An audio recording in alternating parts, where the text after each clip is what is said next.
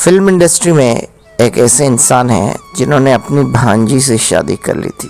कभी आपने सुना इंसान अपनी आम उम्र लड़की से या कम उम्र की लड़की से भी शादी करता है तो कोई बात नहीं, कोई दूसरे घराने की लड़की हो, प्यार हो गया तो समझ में आ जाता है। लेकिन यहाँ पे ऐसा नहीं है। प्यार तो खैर होता ही है, प्यार का रिश्ता, लेकिन ये पहले मामा भांजी वाला प्यार, फिर दोस्ती वाला प्यार, फिर दोनों में एक प्रेमी और प्रेमिका का जो प्यार है वो हुआ, और उसके बाद पति पत्नी वाला प्यार हो गया। मामा ने फैसला कर लिया और अपनी भांजी से शादी कर ली। ये एक मशहूर डायरेक्टर हैं फिल्म इंडस्ट्री के, उन्होंने ये फैसला किया था। बताते हैं, आप डिजिटल रेडियो को सब्सक्राइब कर लीजिए। इससे पहले बता देते हैं कि दिवंगत अभिनेता देवानंद अगर जिंदा होते तो 23 सितंबर 2023 को अपना 100वां जन्मदिन मनाते, लेकिन अफसोस कि दिसंबर 2011 में उन्होंने, और वो भी 3 दिसंबर को, उन्होंने इस दुनिया को अलविदा कह दिया। हालांकि आज भी वो अपने करोड़ों सिनेमा प्रेमियों के दिल में राज करते हैं। देवानंद ने हिंदी सिनेमा को गाइड, हम दोनों, CID, काला पानी जैसी बेहतरीन फिल्में दी, जिन्हें देखकर आज भी दर्शक खुश हो जाते हैं और इंस्पायर हो जाते हैं। तभी तो अभिनेता के ना होने के बाद भी उनकी 100th बर्थ एनिवर्सरी यानी कि सालगिरह को शानदार अंदाज में सेलिब्रेट किया गया। बहुत सारे लोग आए थे और फॉरेनर्स भी आए थे, और फॉरेन में भी सेलिब्रेट किया जाता है। हिंदी सिनेमा के स्टाइल आइकॉन कहे जाने वाले देवानंद की जन्मतिथि के मौके पर बहुत सारे लोगों ने बड़े बड़े गाने चलाए उनके, बहुत सारी फिल्में देखी और आगे भी उनकी ऐसी ही फिल्में देखते रहेंगे, ये उन्होंने इसकी योजना बनाई। इस कार्यक्रम का नाम उन्होंने दिया एन इवनिंग विद देव, जिसने देवानंद के भांजे राजीव खन्ना भी पहुंचे थे।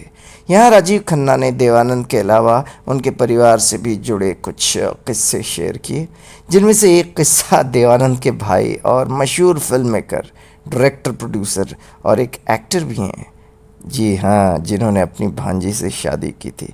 ये वही भांजे हैं राजीव खन्ना, उनकी बहन से शादी की थी, और उन्हीं का हमने जिक्र किया वीडियो के आरंभ में। उनका नाम है विजय आनंद।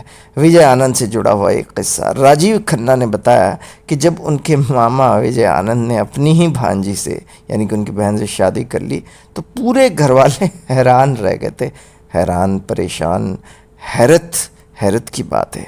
जब उदास हो गए थे तो जैसे कि सबको विजय आनंद और सुषमा कोहली की शादी का पता चला तो सब यही सोच के कह रहे थे कि ये क्या कर दिया, ये यार ख़ानदान की नाक कटवा दी तुमने।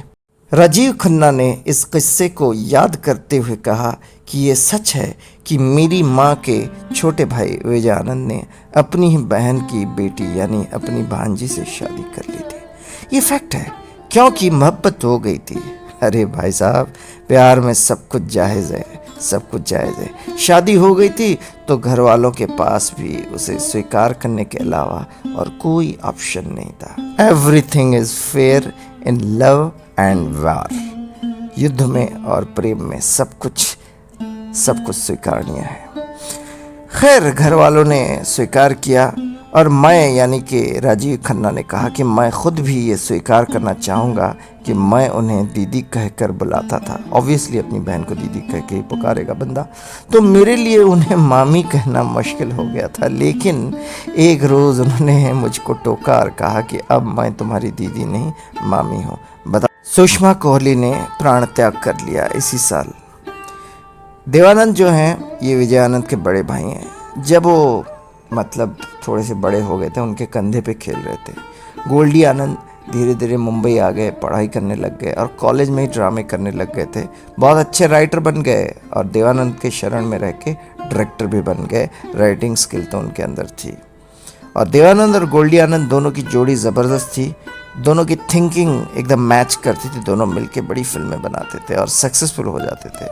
और देवानंद जो है वो जब भी फिल्म बनाते थे तो गोल्डी को साथ में लेते थे। गोल्डी के बिना कोई काम करते नहीं थे। ये बात और है कि बाद में थोड़ा बहुत डिफरेंस इन ओपिनियन हुआ था।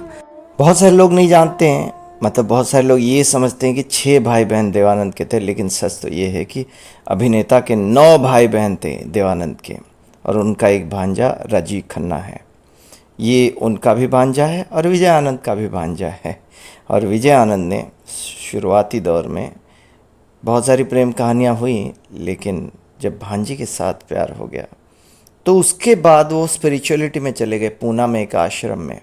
उसके बाद फिर लौट कर आए तो उन्होंने तुरंत जो है शादी कर अपने से 24 साल छोटी लड़की अपनी भांजी से।